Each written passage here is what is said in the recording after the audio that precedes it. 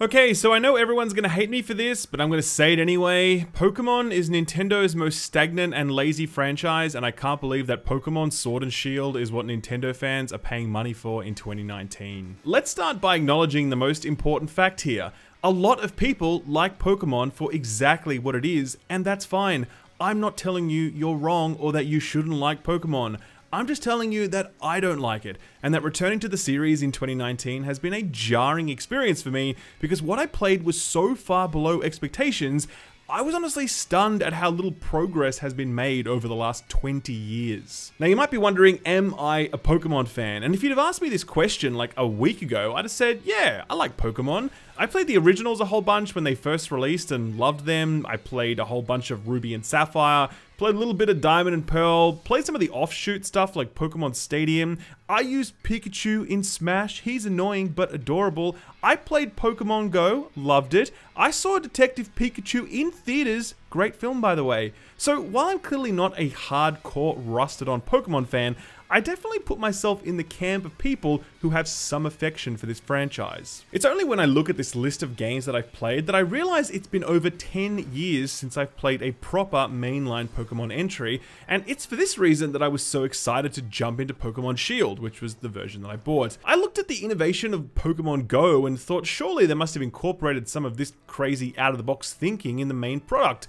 I looked at the characterization and world building and storytelling of Detective Pikachu and thought, hey, they're doing some cool stuff with the world of Pokemon, surely that's going to make its way into the main games as well. I also look across Nintendo's remarkable portfolio of titles and note the rich spirit of innovation, ideation, and improvement that permeates every single one of their games. Nintendo games have always been extremely consistent in what they offer, but all of them are almost unrecognizably different today than they were in their first outings. Mario to Mario 64 to Mario Odyssey, Legend of Zelda to Ocarina of Time to Breath of the Wild, Donkey Kong to Donkey Kong 64 to Tropical Freeze, Metroid to Metroid Prime, Mario Kart to Mario Kart 64 to Mario Kart 8. Every Nintendo franchise has managed to evolve in a way that keeps it feeling familiar, but also on the very cutting edge of contemporary game design and presentation. In particular, and what I think is extremely relevant to this discussion about Pokemon, Nintendo games have always managed to grow with their audiences. Their titles have always remained accessible to children because the fundamentals are simple enough to grapple with, but laid on top of this is a degree of sophistication that makes these titles equally appealing to adults. It comes through in the presentation, the world building, the gameplay design, and more.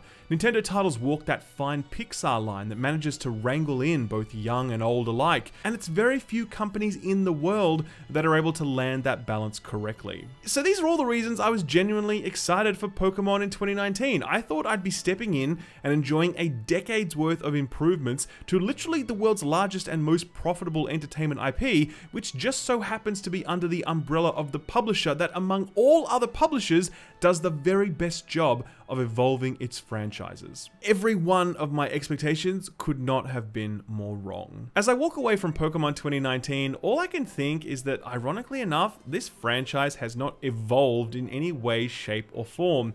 It feels outdated in a way that no other Nintendo game does, with static, one-dimensional, turn-based gameplay, lazy animations, uninteresting backdrops, a completely ignorable story, and only a few gimmicks to set it apart from the entries that have preceded it. You may love Pokemon, and that's fine, but I think we can all agree that among this incredible portfolio of titles, Pokemon is the Nintendo game that feels completely frozen in time and falls well short of the potential we can all imagine for this franchise. For those of you who haven't or won't play Pokemon, here's the gist. You play as a young trainer who's on a mission to be the very best. You start off on your home village where your hot mom sends you out, seemingly unfazed by the fact that you're like 8 years old and just gonna go out and on your own, whatever. She's fine with that, all good. Go and defeat the 8 gym trainers, collect their badges, and become the Poke champion Pokemon person in all the Poke land.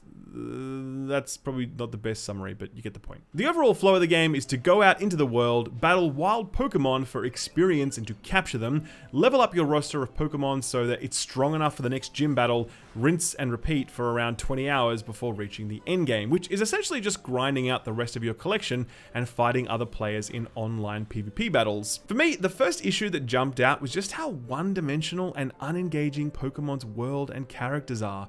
If you look at other Nintendo titles, particularly Mario games or Luigi's Mansion or Captain Toad, these games do a superb job of imbuing their characters with a sense of personality through character design, facial animations, or small voice grabs. You can picture how Mario and Luigi would react to events going down. You can imagine their movements and their sounds, and you can do this because Nintendo games have always made their characters very expressive, despite the fact that almost none of them spout long strings of dialogue. There's really nothing close to that here in Pokemon. None of the humans make any sounds at all, and they all spout the same endless drivel about being the best. It's just constant nonsense and completely ignorable. There's barely any cutscenes in this entire game that are worth paying attention to for their story content or for the entertainment value of the characters on screen. This is really a point about wasted potential. The design of the actual Pokemon are so good. They look cool, they make cool sounds, they have personality, but we don't get to see any of that in the actual story components of this video game. This is what made the cartoon good, or the movies, or Detective Pikachu. We got to see the personalities of the Pokemon burst through the screen, and it was awesome. We don't see any of that in Pokemon 2019. The actual Pokemon do not feature in a single cutscene in the entire game, except at the very start when you select a starting Pokemon, and that's actually the best cutscene in the entire game. Like, imagine watching Charizard and Dreadnought have some sort of throwdown cutscene where they taunt each other and they leap around the battlefield and trade a few blows and glare at each other, etc. Wouldn't that be cool? Imagine walking into town with Pikachu following you and he's bouncing around and getting up to all this mischief as you're just trying to talk to people. Wouldn't that be infinitely more watchable than this?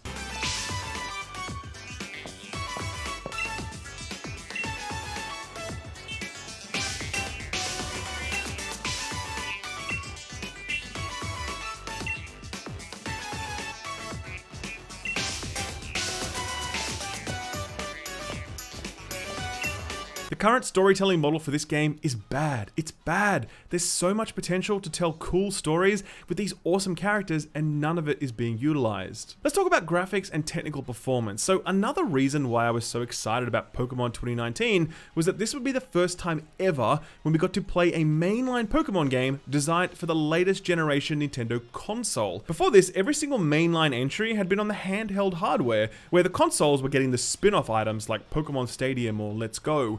This time it was different. This was a mainline entry on the current gen console. This was going to be awesome, right? No, I'm sorry, but this game just looks so basic. Like, it's just basic. Ground textures are bad. Environmental detail is so bad. Pop-in is hilariously bad. When playing online, frame rates drop through the floor. Like 15 frames a second when I go online. The battle arenas that you fight Pokemon in are so bare bones. I mean, one of them is just white. Like, it's just white. What? It looks like the training level from Street Fighter V. The Switch is not shit hardware. It can run Breath of the Wild. It can run Doom. It can run Warframe. It can run Diablo at 60 frames a second. People are making memes about the trees in this game, comparing them to Ocarina of Time on the Nintendo 64, and they are right to do that because these trees look ridiculously bad, and it's really par for the course for the entire game. There is no reason whatsoever that Pokemon should look this bad in 2019 on the Nintendo Switch. Connected to this are the combat animations. Now, Game Freak have copped a lot of flack this year for Dexit, the culling of the Pokemon roster from 800 down to 400. Their argument for this was that they wanted to spend their time refining the models and animations for the remaining 400. So let's take a look at some of those animations now, shall we?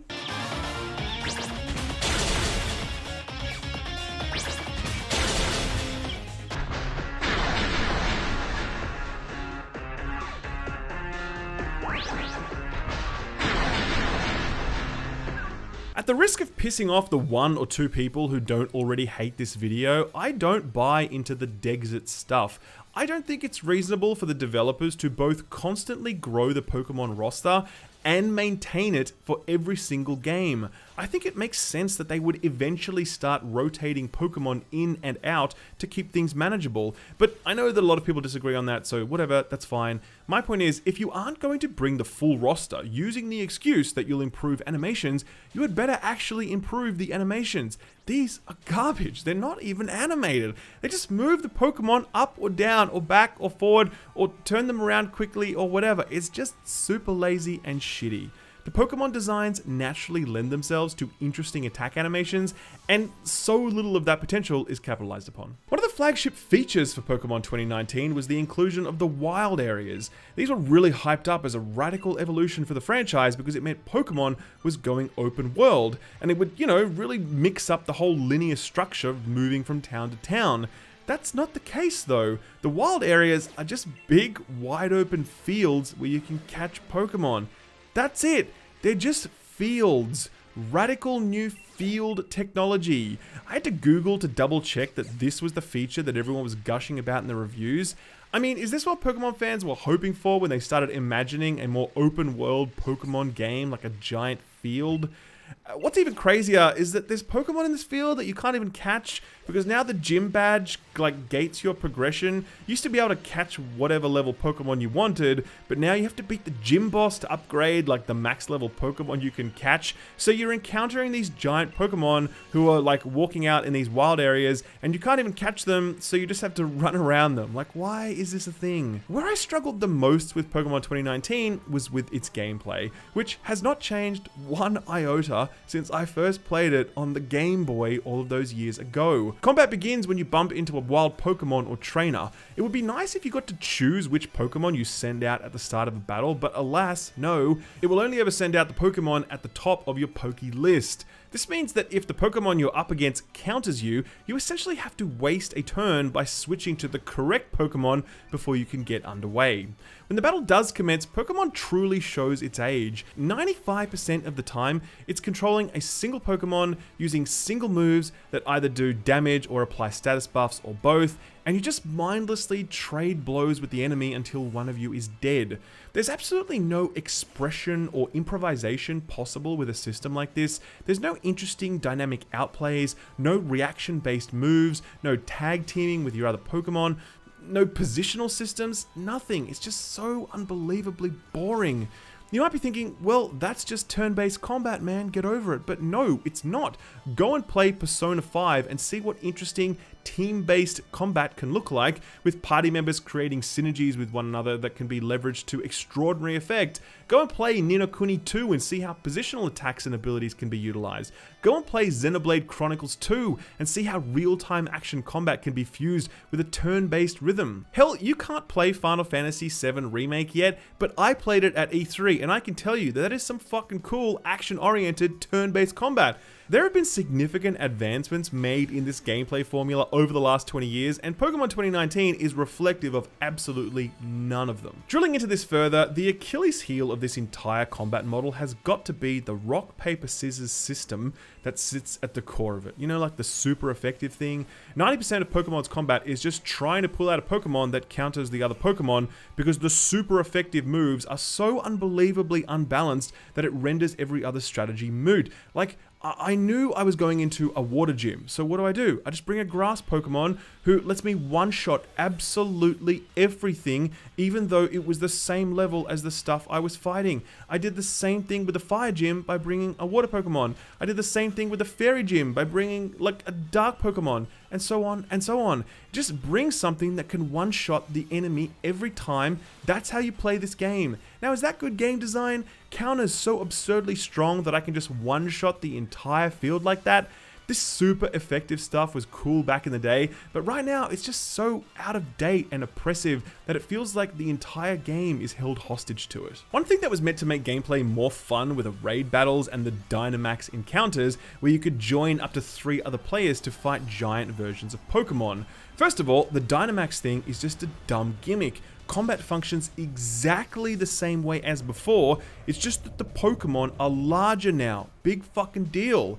Secondly, the raid battles are so frustrating because they highlight how little sophistication is built into this combat model. When I'm fighting alongside other trainers, I don't do anything different. I just sit there and tunnel the super effective option in my list of abilities. Only now I need to wait for like all of the other attack animations for my teammates to play. These battles are so excruciatingly boring because I just spam the same button I usually do, only now I need to wait like 90 seconds in between each press. I'm aware that this game does open up somewhat at the end game when you get into like the competitive level and you fight other people with fully stacked squads, etc. But like, ask yourself, is that how this game should be designed? A completely button mashing face roll for 98% of people who will play it for the story, and some depth for 2% of people who will bother to stick with it at the end game. Is that the right balance? I'd argue it's not. Okay, so those are my high-level thoughts on Pokemon. Now, obviously, I've just taken a giant shit on pretty much every aspect of Pokemon and made it sound completely irredeemable. This is clearly not an opinion shared by the many, many people who enjoy Pokemon. For them, the world and its characters hold an idealized charm. The battle system provides something streamlined and elegant in an era of overly complex nonsense. The Pokemon designs are irresistible, and the satisfying thrill of capturing, leveling, and breeding them is its own reward that supersedes any minor gripes one might have in the pursuit of these goals. I cannot share this love of Pokemon with you because I do not feel it. But if you're inclined to hear it, I encourage you to check out Tim Rogers' video on the subject, which lays out in strangely convincing terms the appeal that lays at the heart of Pokemon. I'll leave a link in the description below. For me, all I can think when I confront Pokemon 2019 is how far this game is from what the series could have been had the developers had any desire whatsoever to advance this series. There's an amazing Pokemon game that you and I can both imagine. A Breath of the Wild level evolution of this franchise that completely blows fans away and sets the stage for the next decade's worth of Pokemon game. Pokemon Sword and Shield could not be further from that vision. In summing things up, I want to return to this discussion about Pokemon games being for kids. This discussion point surfaced in the lead up to Sword and Shield because certain members of the games press were like mocking Pokemon fans for their love of the franchise and telling them that they should grow up and stop complaining, etc. Now, I really disagree with the whole grow up narrative. Pokemon is obviously a very special game to a lot of people. Like Harry Potter, for example, Pokemon is an important part of many people's childhoods or teenage years, so they feel a very strong connection to it. When these people complain about what Game Freak has or hasn't done with the game, they aren't being children, generally. They're just fighting for the game that they love, so I say more power to them. But I do think that what really sets Pokemon apart from pretty much every other Nintendo franchise at this point is that it is a title that has remained focused on children to the point where I am genuinely surprised that adults are still interested in this franchise. Going back to my earlier examples about the evolution of Nintendo franchises, each of them has evolved in such a way that they continue to hold appeal to audiences both young and old.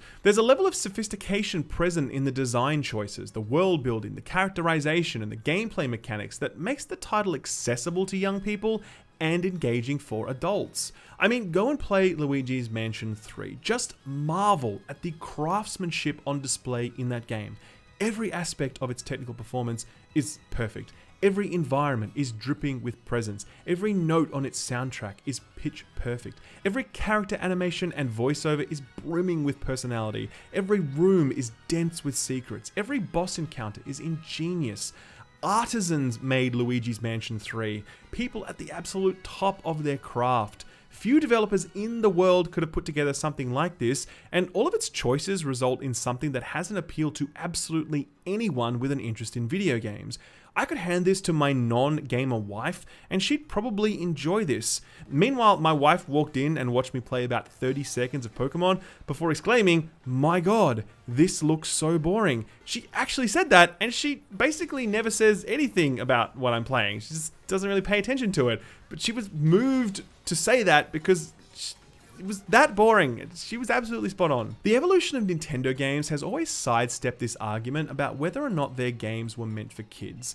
If you know anything about Nintendo games, you know they're for everyone. Pokemon just feels like the one outlier at this point, and given how beloved this franchise is by a generation of people who have now grown up, I think Game Freak would do well to pump the brakes on the release schedule, take a step back, do some thinking, and deliver the next generation of Pokemon game, one that speaks to and engages its entire fan base.